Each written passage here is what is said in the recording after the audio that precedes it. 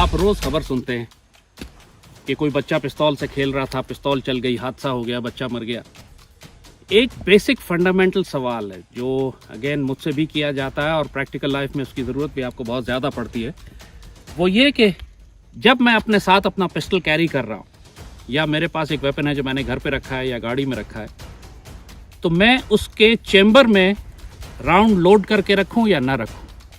यानी मैगज़ीन तो लगाया जाता है, जब आप साथ रखते हैं तो जाहिर है आप मैगज़ीन साथ लगा के रखते हैं।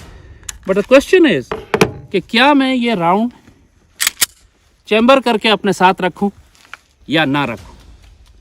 वेरी इंपॉर्टेंट क्वेश्चन, क्योंकि इस सवाल का जवाब जब गलत हो जाता है तो हादसे होते हैं और इसीलिए इसका जवाब देना बहुत ज़रूरी है कि आपको ये मालूम हो कि आप किस माहौल में हैं, आपका हथियार कौन सा है और आपकी ड्यूटी क्या है। ये सब चीज़ें फैसला करेंगी कि आप अपने वेपन में राउंड चेम्बर करके रखें या नहीं। मिसाल के तौर पर,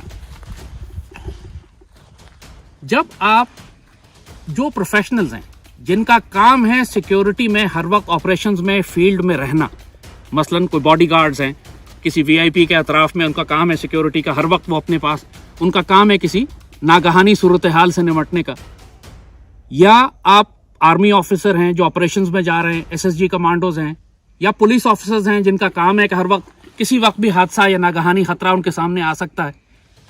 ऐसी सूरत हाल में जब आसपास बच्चे नहीं होते, आप प्रोफेशनल माहौल में होते हैं, आप मैदान जंग में होते हैं, आप ड्यूटी पर होते हैं, ऐसे माहौल में हमेशा रिकमेंडेड होता है कि आप अपने वेपन में अपना राउंड चेम्बर करके रखें।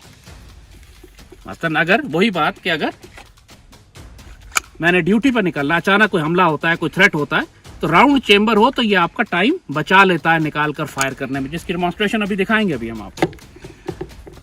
और अगर आप घर में हैं, सेफ एनवायरनमेंट में हैं, अच्छा माहौल है, आप कंफर्टेबल हैं, लेकिन सिर्फ आपने वेपन अपने घर में अलमारी में रखा हुआ है, ऐसे में इंतहाई खतरनाक होता है कि अगर आपने राउंड चेम्बर करके रखा हुआ, उसमें लाजमन हादसा होगा, क्योंकि घर में बच्चे होते हैं, छोटे बच्चे होते हैं, औरतें होती हैं, मेहमान आ जाते हैं, कोई उठा लेता है आपके पीछे में, और छोटे बच्चों की आमतौर पे आदत होती है कि वो बिला वजह सेफ ट्रिगर दबाते हैं। और जहाँ तक इसका ताल्लुक है, आप कहें जी मैंने राउंड चेम्बर किया हुआ है लेकिन मैंने सेफ्टी लगाई हुई है, ये सारे वेपन्स खाली हैं, ट्रेनिंग के लिए हम आपको बता रहे हैं, सो दे आर सेफ वेपन्स।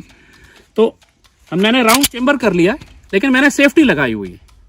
अब इवन अगर बरेटा वेपन आपके पास है जिसमें सेफ्टी लगी हुई है, राउंड चेम्बर्ड है, लेकिन एक 8-9 साल का बच्चा, 5 साल का बच्चा बहुत कंफर्टेबली इस सेफ्टी को हटा भी सकता है और ट्रिगर भी दबा सकता है, लिहाजा हादसा होने का बहुत ज़्यादा चांस है। इसलिए जब भी आप फैमिली के साथ हो, बच्चों के साथ हो, हाई रिस्क एनवायरनमेंट में नहीं है, घर पे रखा हुआ है या गाड़ी में सिर्फ साथ रखा हुआ है आपने अपनी हिफाजत के लिए, फैमिली जा रही है, ट्रैवल कर रहे हैं या आसपास, तो कभी राउंड चेम्बर नहीं करें। उस वक्त आपकी ट्रेनिंग यही होगी, जो ट्रेनिंग आपने करनी है कि अगर अल्लाह ना करे ज़रूरत पड़ती है तो आप वेपन निकालेंगे, आप कॉक करेंगे, एम करेंगे और फायर करेंगे। आपने उस वक्त राउंड चेम्बर करना है जब आपने इसको इस्तेमाल करना है। लिहाजा ट्रेनिंग ही आपकी ये होनी चाहिए कि वेपन निकाला, कॉक किया, एम किया और फायर किया। ये 2 स्टेप आपने करना ही करना है। लेकिन अगर आपने जैसे कहा कि आप लॉ इन्फोर्समेंट हैं, आप बॉडीगार्ड हैं, आपका काम है किसी वीआईपी को प्रोटेक्ट करना, या आप ऑपरेशंस में जा रहे हैं, पाकिस्तान आर्मी के एसएसजी हैं, पुलिस ऑफिसर हैं, उस सूरत हाल में even quarter of a second, fraction of a second जो है, अगर मैं ये निकालता हूं और मैं गन को कॉक करता हूं और एम करता हूं, तो इसमें जो टाइम लगा है ये भी इजाफी होता है, ज्यादा टाइम है। सो प्रोफेशनल्स इतना वक्त जाया नहीं करते, वो राउंड चेम्बर करके रखते हैं। इस तरह इस वक्त उसमें राउंड चेम्बर हो गया, मैं इसको निकाल दूंगा। तो लेकिन अगेन ये बात आपके वेपन पर भी डिपेंड करती है। एक एक्स्ट्रा क्वेश्चन, मिसाल के तौर पर ये जो मॉडल मेरे पास है, ये ग्लॉक डिजाइन है। इसमें आपने देखा है कि ना कोई हैमर है ना सेफ्टी है, इसमें सेफ्टी जो है वो सिर्फ मेरी उंगली है। ऐसी सूरत हाल में अगर मैं इस वेपन को चेंबर करके रख लेता हूं, मसलन ये वेपन अगर चेंबर्ड है, इसमें कोई सेफ्टी नहीं है, और जरा सा किसी ने अगर ट्रिगर को दबा दिया तो ये फायर कर देगा। ऐसी सूरत हाल में इवन जो प्रोफेशनल हैं उनको भी इंतहाई एहतियात करनी पड़ती है। इसीलिए ग्लॉक के लिए ये स्पेशल होल्स्टर बनाए जाते हैं कि जिनके अंदर आप अगर राउंड वेपन आपने चेंबर भी किया हुआ है और आपने इसके अंदर डाला तो आप ट्रिगर पे उंगली नहीं जा सकती आपकी, आप इसको फायर नहीं कर सकते एक्सीडेंटली। ग्लॉक को अगर आप लेदर के होल्स्टर में या सॉफ्ट होल्स्टर में डालें तो वहां पे खतरा होता है कि इसका ट्रिगर जो है वो फंस जाए और वो खुद ब खुद एक्सीडेंटल फायर हो जाए, आपकी टांग पे आपके पाँव पे लगे, वो एक डेंजरस काम हो जाता है। आजकल चूंकि ग्लॉक और या ग्लॉक डिजाइन जिनके अंदर स्ट्राइकर फायर्ड है या हैमर नहीं है और सेफ्टी नहीं है, ये वेपन बहुत कॉमन हो गए। लिहाजा इस बात का ध्यान रखना बहुत ज़्यादा ज़रूरी है कि आपने अगर ग्लॉक टाइप वेपन रखा हुआ है तो आपके पास होल्स्टर भी या हार्ड होल्स्टर होना चाहिए कि आपकी उंगली ट्रिगर तक ना जा सके, और फिर आप वेपन को ड्रॉ करें। प्रोफेशनल्स के लिए राउंड चेंबर करके अगर रखा हुआ है इस वक्त तो दे कैन डू दैट, निकाला फायर किया, वरना दूसरा स्टेप निकाला, कॉक किया, एम किया और फायर किया। तो अगर आप फैमिली के साथ हैं, अगर आप अपने बच्चों के साथ हैं, तो उस सूरत में आप राउंड चेंबर करके नहीं रखेंगे, even if you have a Glock.